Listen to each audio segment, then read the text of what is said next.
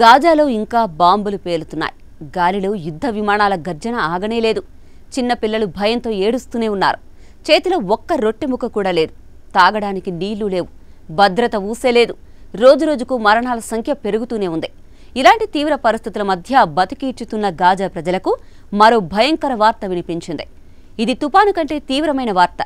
Israel ఒక భారీ నిర్ణయం తీసుకుంది. ఇది సైనిక చర్య కాదు. ఇది ఓ యుద్ధ వ్యూహం కాదు.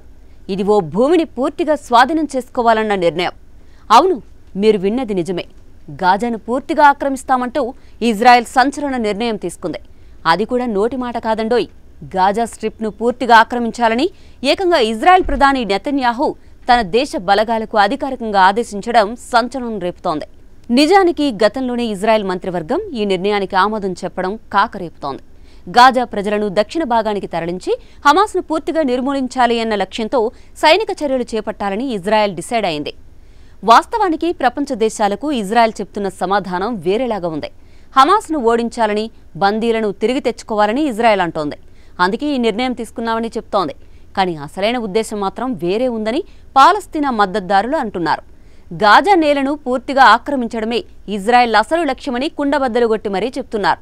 ఒకవేళ ఇజ్రాయెల్ ప్రణాళిక అమలైతే గాజా ప్రజలు మళ్లీ నిరాశ్రయులవుతారు.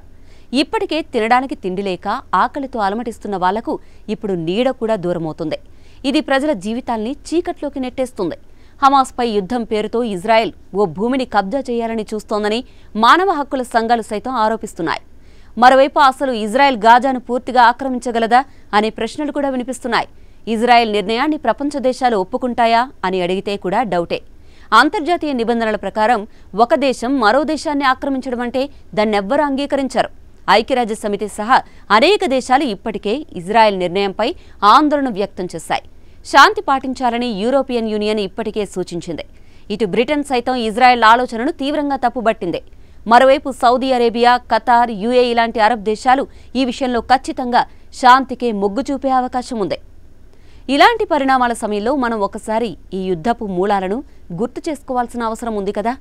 ఇజ్రాయెల్ పాలస్తీనా మధ్య ఈ విభేదాల కథ 1-2 సంవత్సరాలదైతే కాదు, దాదాపు 8 దశాబ్దాల సంఘర్షణ.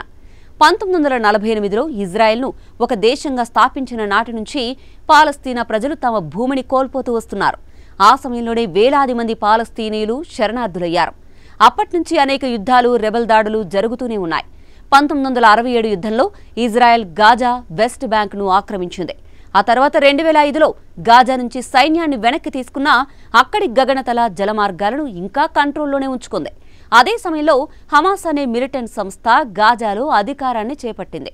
అప్పట్నుంచి హమాస్, ఇజ్రాయెల్ మధ్య దాడులు, ప్రతిదాడులు కొనసాగుతూనే ఉన్నాయి. ఇక 2023 అక్టోబర్ 7న జరిగిన ఘటన ఈ సుదీర్ఘ సమస్యను మళ్లీ తెరపైకి తెచ్చింది.